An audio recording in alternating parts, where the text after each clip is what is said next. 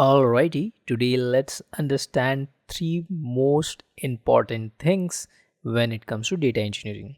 Number one is dimension table, number two is fact table, and number three is data model.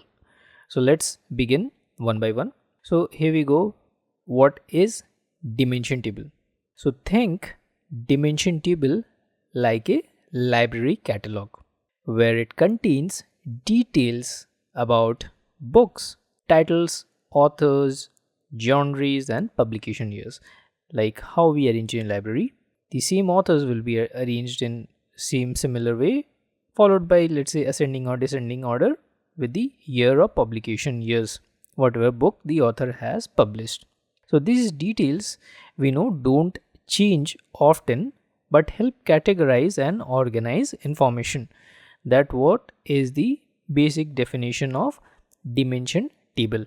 Now let's move on to fact table. So fact table, as the names itself suggests, fact, right? Something fact is there.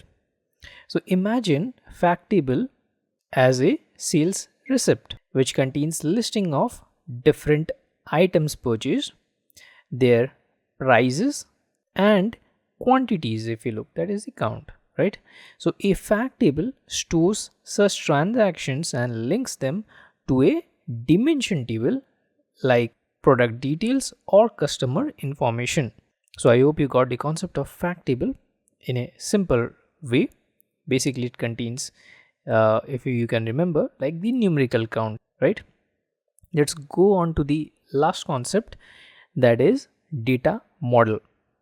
So data model, imagine a picture of blueprint for a shopping mall.